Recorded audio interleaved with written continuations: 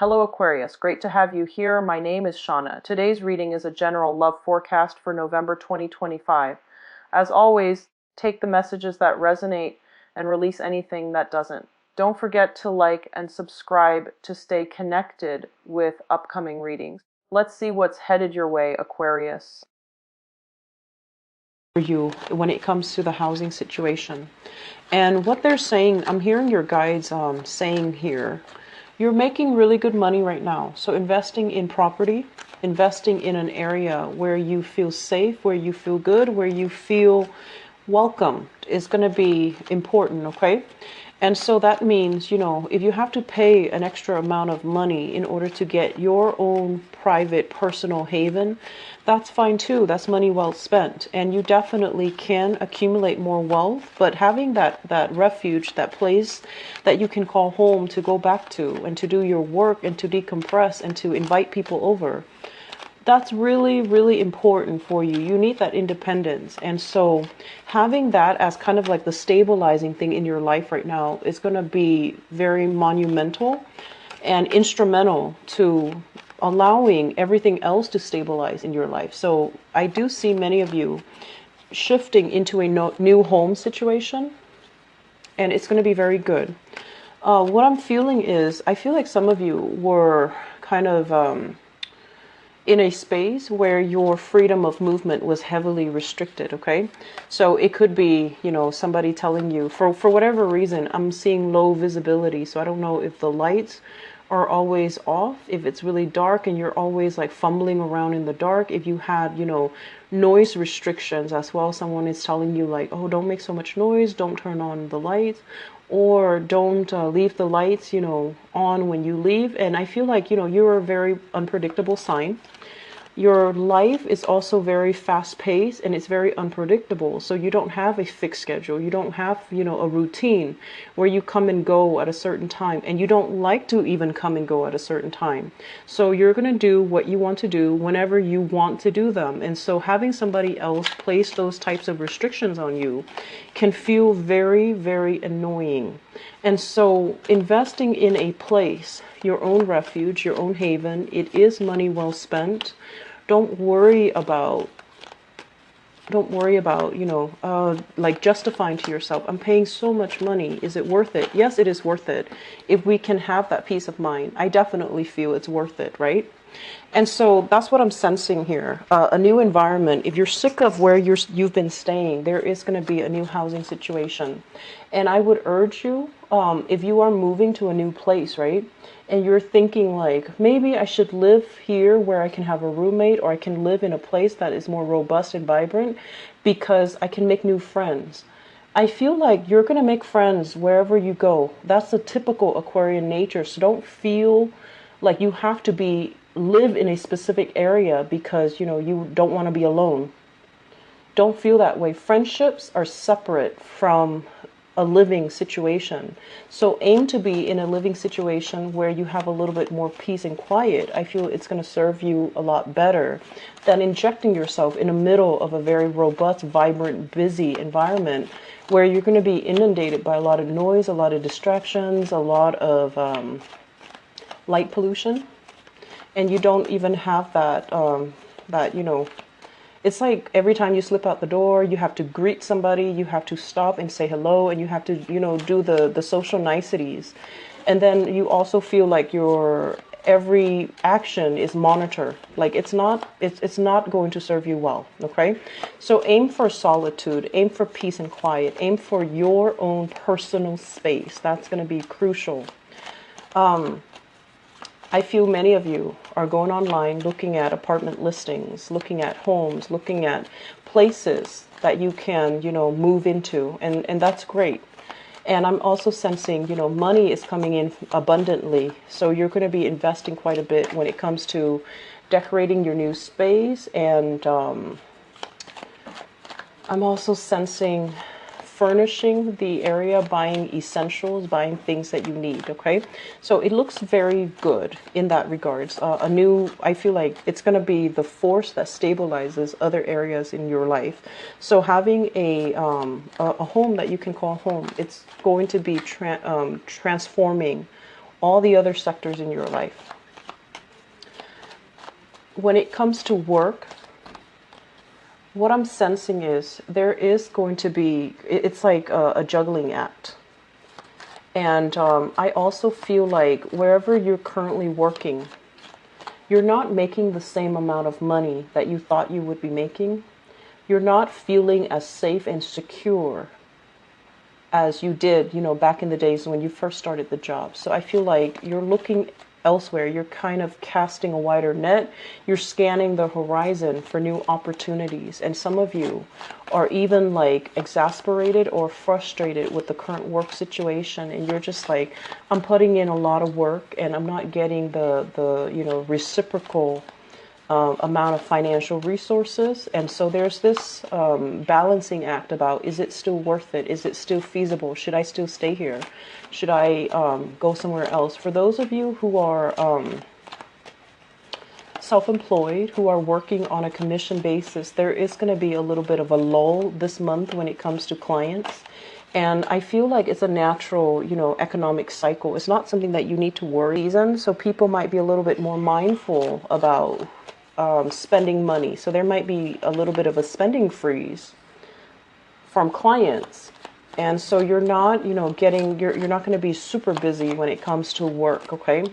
And so don't worry, it's going to pass. And I feel like moving into, the next month, the spending is going to be moving again. It's going to be moving along again. So the freeze is happening only for this month in November. And I feel like all the other months that is going to, it's going to free up. It's going to start flowing again. I'm sensing as well, there is somebody in your work sector, a very, very trustworthy friend, confident, that you actually really, hold in high regards. And I feel that because they're there, you feel safe there. Okay, so I almost want to say pegging your sense of safety onto somebody else. But I feel like you admire this person, you look up to this person, and you feel safe there. You feel like you and them have a common purpose. But I do sense this is the month where you're going to have to really reassess, what is really my safety net? It shouldn't come from other people. It should come internally. And the safety net, like I said, the foundation, the safety net is going to come from having that own space that you can call your own, where you can decompress, where you can feel safe. And then once you have that, all the other areas of your life will start to stabilize and will bring that sense of safety and security for you. Okay, so let's talk about this spread. The two cards that came out at the very beginning of the spread looks really, really good. But I'm trying to pick up as well other areas that might be a little bit more tenuous that you have to contend with. And I feel it's relationship oriented. So let me just talk first of all about this, and then find a segue into the next the next area of your life. This is a new job. Scorpio got a card that is very similar, but it showed up in the upright position. So the Ace of Pentacles is some type of a God-given opportunity to make money. This is a very, very lucrative work assignment, and it's also something that can be greatly income generating. It can be very, very prosperous. You're looking at this and you're just like, I feel like some of you might need to make a move for this and you're not sure if the move is worth it. And then some of you are kind of like toying with the idea of, self-employment, thinking like, do I really want to take this job? This seems to me like a regular 9-to-5 job. Okay. It doesn't feel to me like it's an entrepreneurial endeavor. It feels to me like you're working under somebody else. And so you're kind of deciding, I'm safe where I am right now. There's a lot of money. I get along with everybody there. Everyone there is ambitious. They're on the same page. They want to collaborate and work with one another. So there is stability and harmony in the current work environment, where you might be working with like coworkers that are all different nationalities, all different age groups.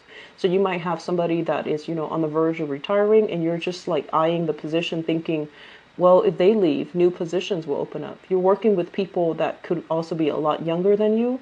and you're kind of, you know, revered, and you're held in high regards because they look at you and they believe that you know what you're doing and you can help them. So I feel like it's a very dynamic environment across, like, it feels like there are a lot of different age groups. You know, it's like a broad spectrum in age, a broad spectrum in ethnicities. It's also a very, very busy, fun, dynamic environment where the days go by really fast. And you like that. You like a place that is, you know, if it's something too stable, it tends to be boring. So you gravitate towards environment that is a little bit more fun, dynamic, fast paced, because you don't want to be stuck feeling bored. So in this current environment, you feel like, oh, there's a lot to do. I'm still learning. So I'm not sure if I'm ready to shift gears just yet. But this is behind the, either you're born in, you know, the late decan of Aquarius, you're dealing with this now where you have new opportunities, and the opportunity has a lot of growth and a lot more prosperity.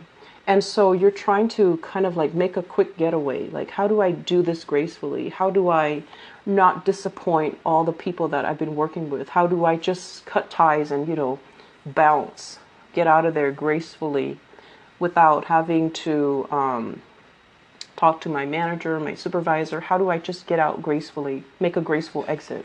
So some of you are toying with this idea, and I feel some of you are just, you're not really sure if this is the right decision.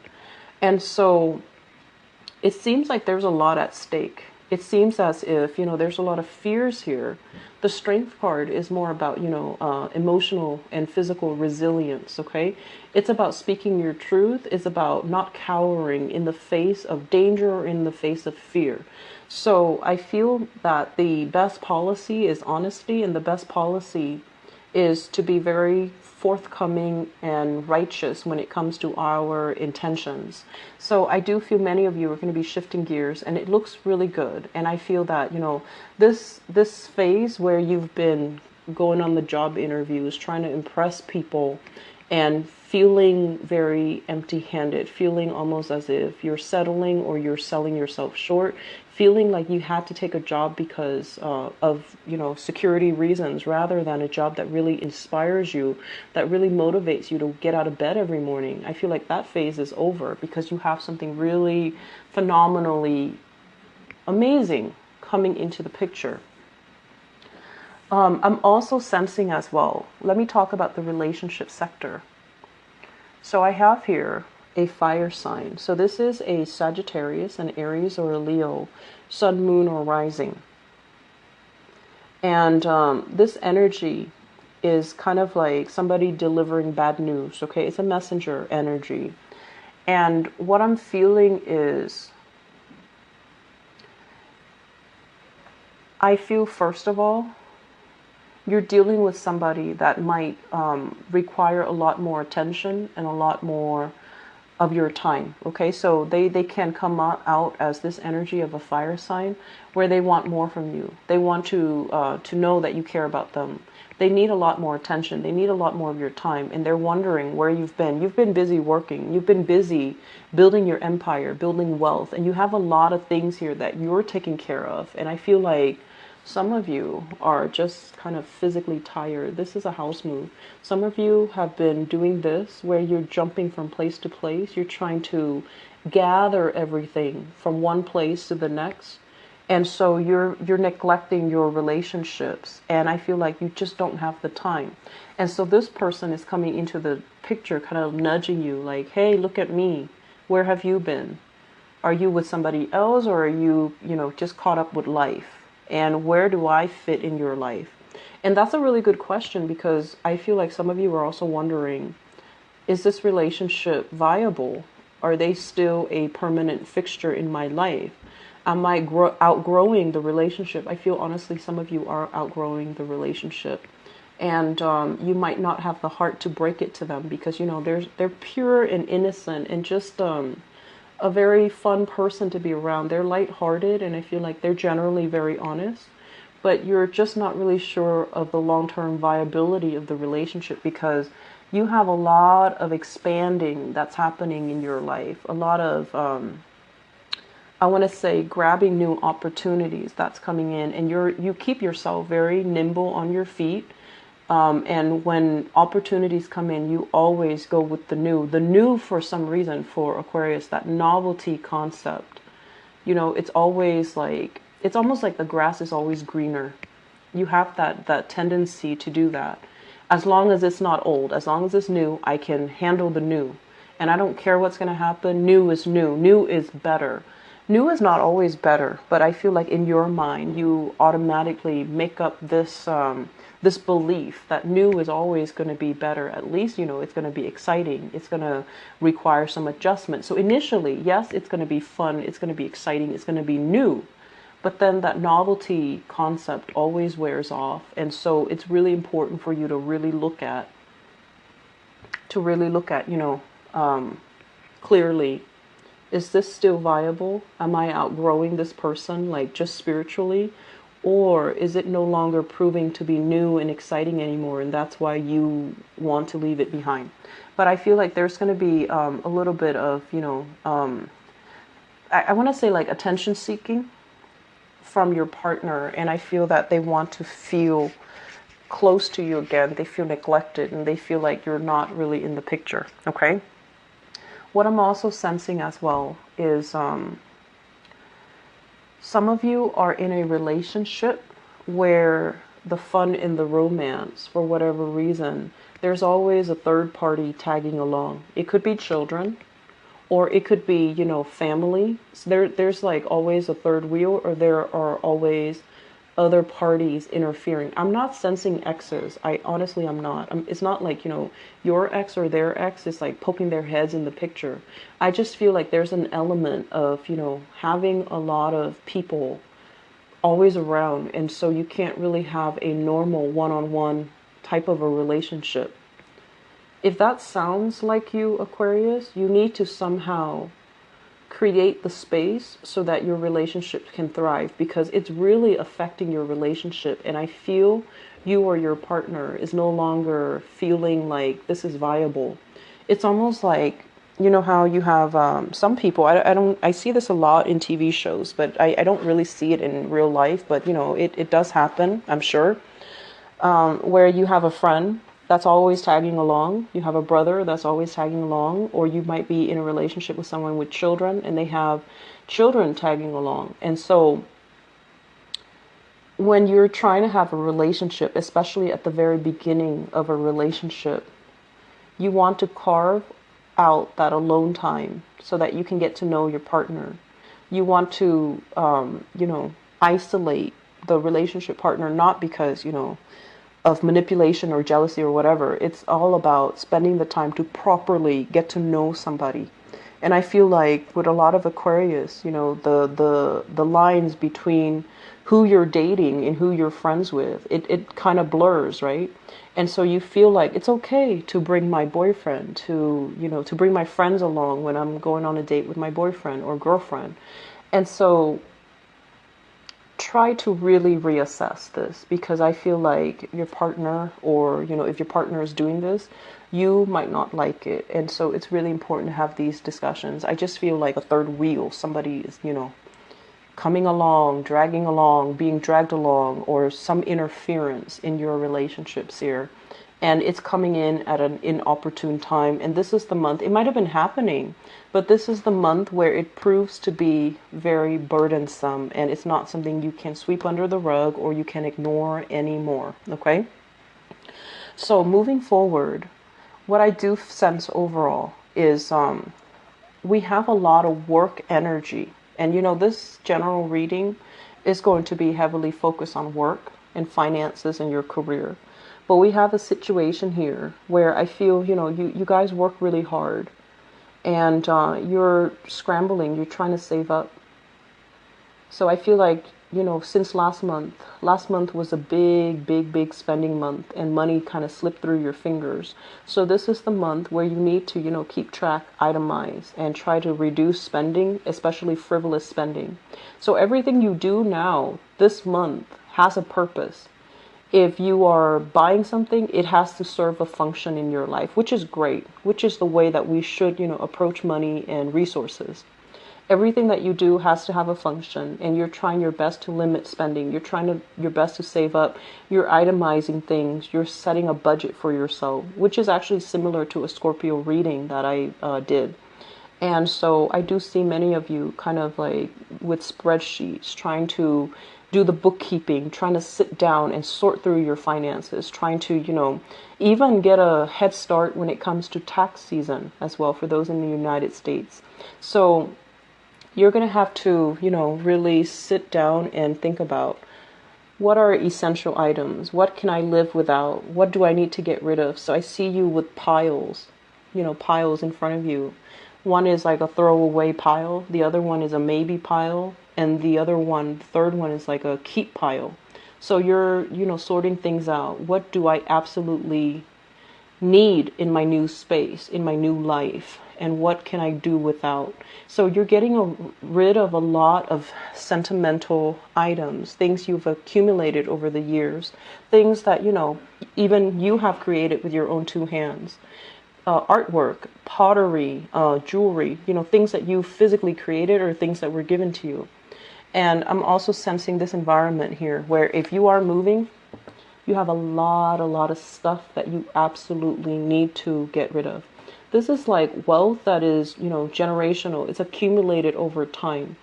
And I do see lavish furnishing, thick, heavy, tapestries, thick, heavy curtains, really expensive rugs or exotic looking rugs. So a lot of things in your house that are just cluttering your space, cluttering your mental processes, cluttering your life. You need to get rid of them. And the best policy, I always feel, when it comes to donations, it's always good to donate things that we don't need, because there's always somebody out there that can make use of it. But there's no point in donating scraps, right? Things that you absolutely hate or things that are no longer functional, like a torn piece of clothing. Mainly because the whole point of donation is to really think about, okay, I really like this, but I have to part ways with it. So I'm going to give it to somebody else that can make use of it or that can treasure it the way that I do. That is the mentality that you're supposed to take when it comes to donations. It's not about giving away, your trash. It's about giving away things that you still hang on to for whatever emotional reasons. But now you can finally come to a point where you can get rid of it because it's going to serve its function and its purpose in somebody else's life, somebody that needs it. So a lot of trips taken to Goodwill, a lot of trips taken, to donation centers. That's in store for you. Make sure your car is fully, stocked, and make sure your car